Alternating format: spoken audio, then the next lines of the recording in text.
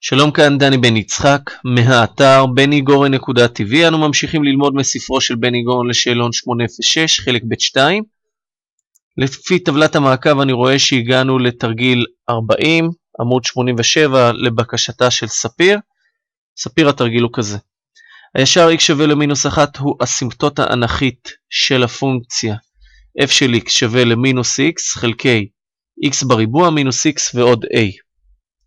א', מצא את a ואת תחום ההגדרה של הפונקציה.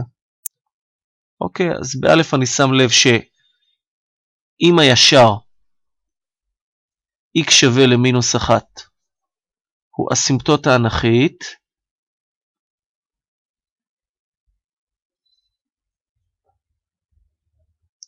של הפונקציה הנ"ל,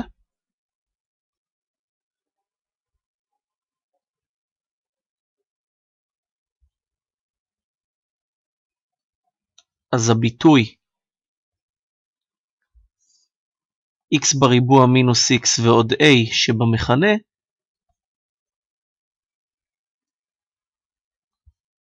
מתאפס כאשר x שווה מינוס 1. ולכן אנחנו פשוט נציב עכשיו את מינוס 1 ונראה מה קורה. מינוס 1 בסוגריים בריבוע מינוס 1 ועוד a שווה ל-0. אז 1 ועוד 1 זה בעצם 2, ועוד a שווה ל-0, ומכאן ברור ש-a שווה למינוס 2. אז קודם כל מצאנו את a. עכשיו, בשלב הבא, אחרי שמוצאים פרמטרים, מאוד חשוב שנכתוב בצד את הפונקציה לאחר הצבת הפרמטר. נכתוב ש-f של x שווה למינוס x חלקי x בריבוע מינוס x מינוס 2, ואז השאלה הבאה זה מצא את תחום ההגדרה. אסור שהמכנה יתאפס,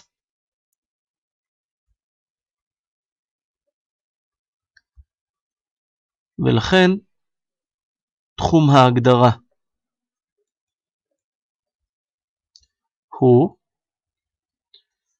נכתוב x בריבוע מינוס x מינוס 2 שונה מ-0, נפרק את הטרינום הזה ל-x פחות 2 כפול x ועוד 1,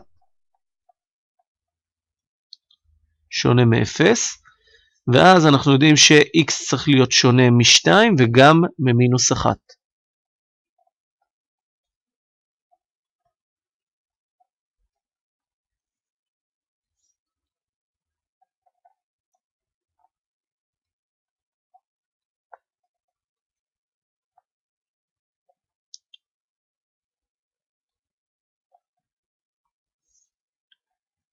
נעבור לסעיף ב'.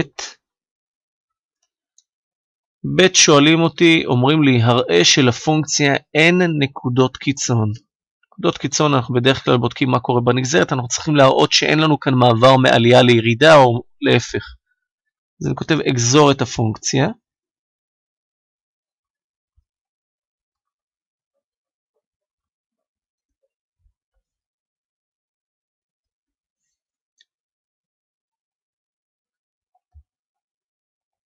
אז f תג של x שווה. אז הנגזרת של מינוס x זה פשוט מינוס 1. לאחר מכן נכפול בפונקציה שבמכנה. x בריבוע מינוס x מינוס 2. פחות. הפונקציה במונה שזה מינוס x אז אני הופך את זה לפלוס x. כפול הנגזרת של הפונקציה במכנה. שהיא 2x פחות 1. כל זה חלקי ריבוע הפונקציה שבמכנה.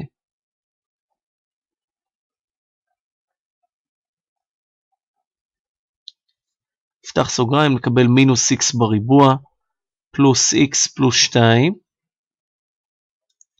פלוס 2x בריבוע, ומינוס x.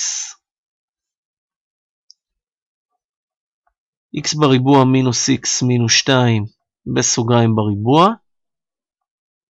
וזה שווה ל x בריבוע ועוד 2, אם תשימו לב. וחלקי x בריבוע מינוס x מינוס 2 בסוגריים בריבוע. עכשיו מה שאנחנו שמים לב זה שהביטוי במונה חיובי לכל x, והביטוי במכנה הוא e שלילי, או בעצם חיובי בתחום ההגדרה. אז בסך הכל אני אכתוב מאחר והמונה והמכנה נכתוב חיוביים לכל x בתחום ההגדרה,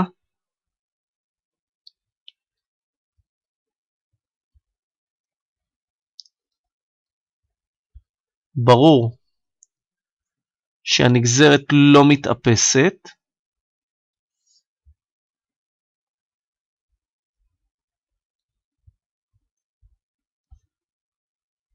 ואין נקודות קיצון.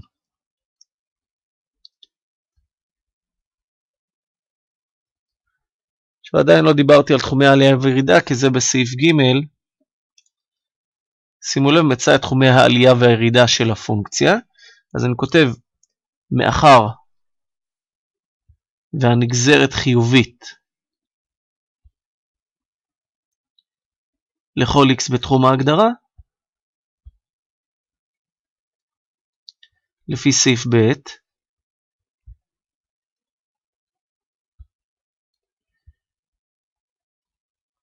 ברור שתחום העלייה, שתחומי העלייה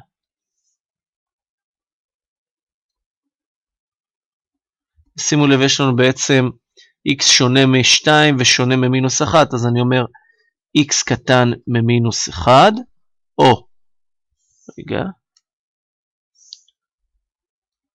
או בין מינוס 1 ל-2, או x גדול מ-2. כלומר, x לא שווה למינוס 1, ו-x, וגם אני אכתוב, x לא שווה ל-2. אוקיי? כל x בתחום ההגדרה.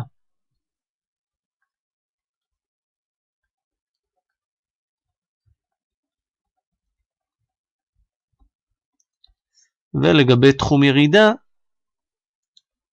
אין, פשוט מציין את זה.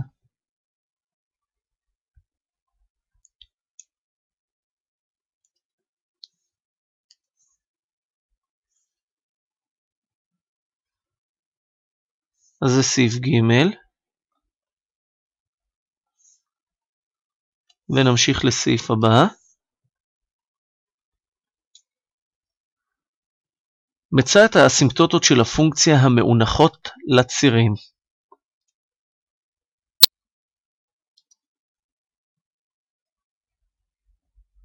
אסימפטוטות מאונחות לציר ה-x מתקבלות בערכים של x המאפסים את המכנה אבל לא את המונה.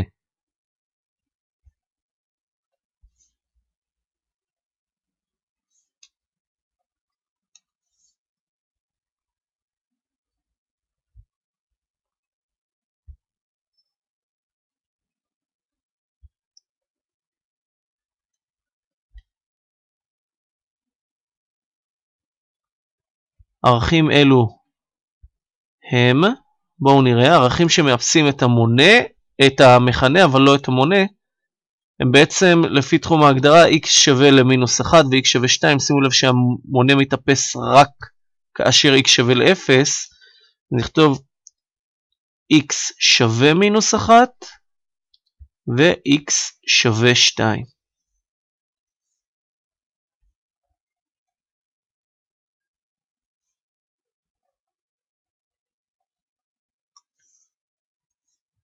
ולכן אלו האסימפטוטות.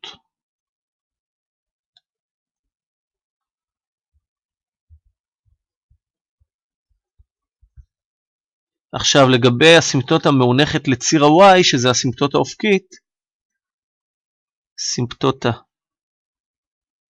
מאונחת לציר ה-y,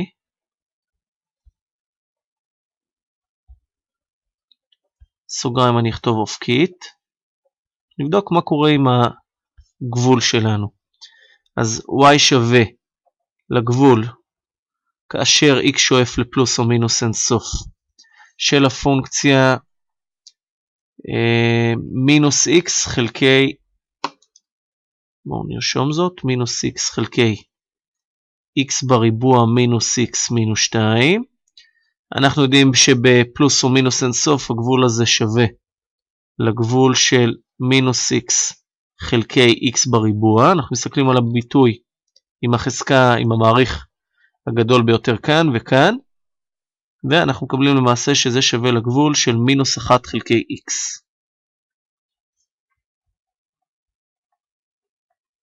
נכתוב מתחת לכל אחד מהם שזה נכון רק כאשר x שואף לפלוס מינוס אינסוף ולא באופן כללי, וכשיש לנו קבוע חלקי x, כש-x שואף לפלוס או מינוס אינסוף, אנחנו יודעים שבעצם הגבול הזה שווה ל-0.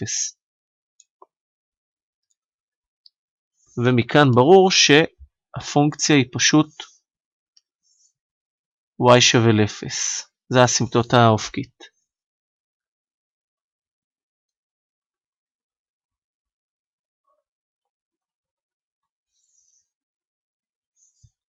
אוקיי? וסעיף ה'. סרטט סקיצה של גרף הפונקציה. שימו לב שהתרגיל לא נגמר בסעיף ה', פשוט העתקתי רק חלק ממנו כדי שלא יהיה לנו כאן עמוס. אז נכתוב סקיצה בעמוד הבא.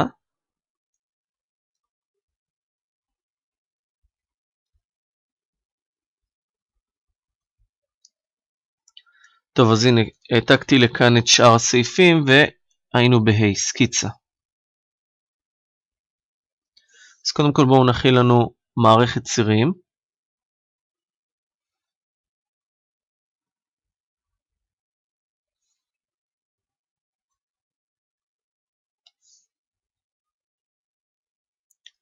אמרנו שיש לנו הסימפטוטה האופקית y שווה ל-0. נצייר אותה כך.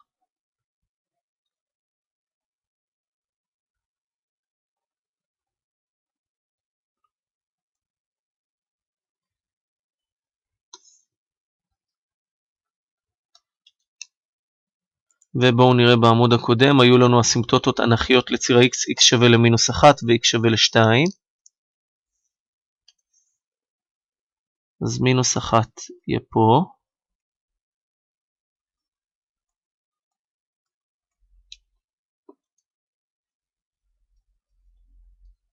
x שווה מינוס 1 ו-x שווה ל-2.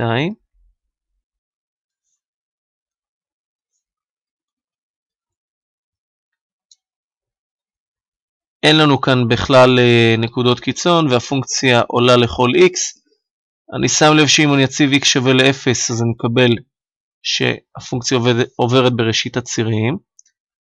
אני רק אראה את החישוב הזה כאן בצד. f של 0 שווה למינוס 0 חלקי, היה לנו x בריבוע זה 0 בריבוע, מינוס x ומינוס 2 נראה לי.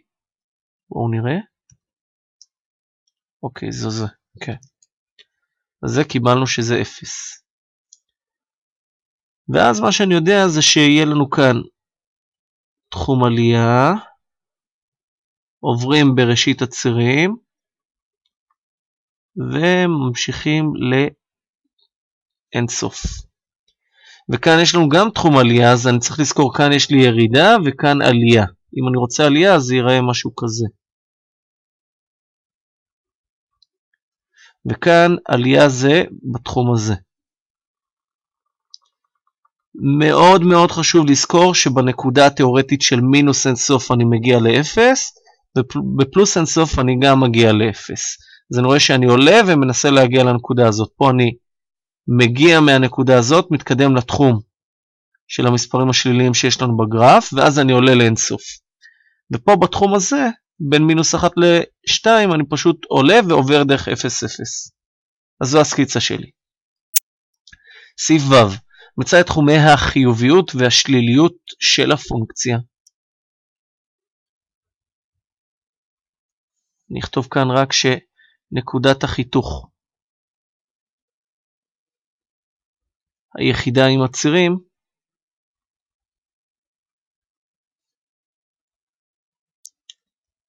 היא 0.0. אוקיי, גם אם נציב ב-y0 ונשווה, אנחנו נקבל x שווה 0, זה אותו רעיון. אז תחומי חיוביות ושליליות, נכתוב על פי הסקיצה.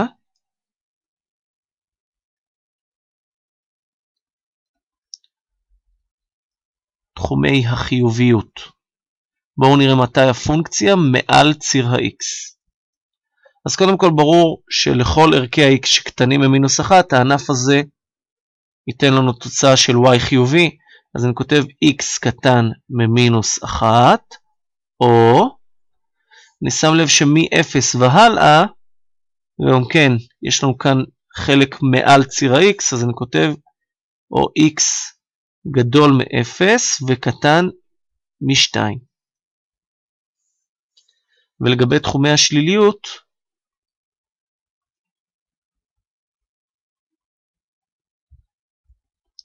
יש לנו את התחום הזה, x גדול מ-2, שהוא מתחת לציר ה-x, או בין מינוס 1 ל-0. Okay, זה כל החלק הזה, עד לנקודת החיתוך עם הצירים בעצם. נמסגר גם את החלק הזה.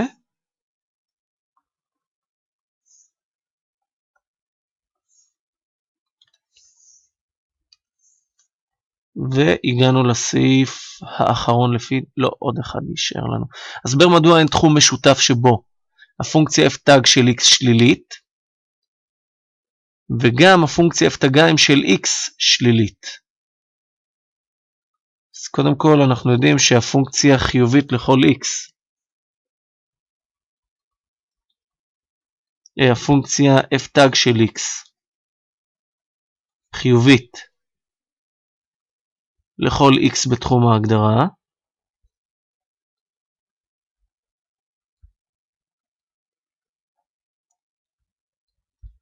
ולכן אין ערכים המתאימים לדרישה בסעיף, ושימו לב שבכלל לא הגענו למצב בכלל של f תגיים, בלי קשר ל-f תגיים של x. אוקיי, אנחנו אפילו לא מדברים על f תגיים של x, אין תחום משותף בכלל, כי הקבוצה הזאת היא קבוצה ריקה, הנגזרת בכלל לא שלילית בשום x. סעיף ח' סרטט בצורה כללית גרף של f של x בערך מוחלט.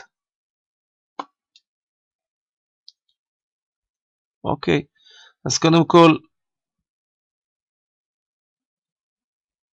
הפוך כל ערך שלילי של y לערך חיובי, ובואו נראה מה אנחנו מקבלים. אני בדרך כלל מתי שמצייר גרף שבנוי על גרף מסוים, אז אני מסתכל על הגרף הזה טוב, ומשתדל אפילו שבדף שלי זה יהיה בדיוק מתחת. שימו לב לקו שלי כאן, אם אני עולה, זה בדיוק מתחת לקו הזה. ואני כמובן צריך רק את החלקים למעלה ולא את החלק למטה, כי זה הופך להיות ערך מוחלט. את האסימפטוטות בכל מקרה אני צריך לצייר שוב.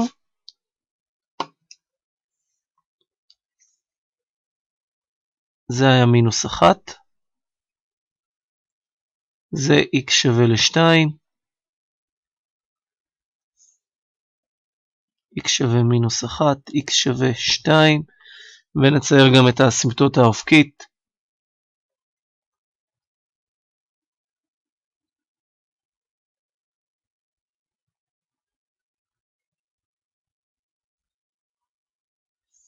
זה יהיה y שווה 0.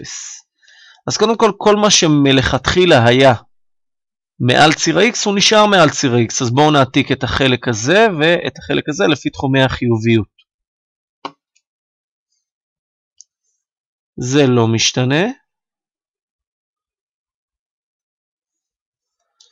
וגם החלק הזה מראשית הצירים לא משתנה. עכשיו בואו נסתכל, החלק הזה פשוט אני הופך אותו למעלה, הוא היה כאן, נראה כך, אז שימו לב שאפילו אם אתם מסתכלים כאן על נקודה שהייתה נניח סתם שזה מינוס 5, אז זה הופך לפלוס 5, אז זה בא כך.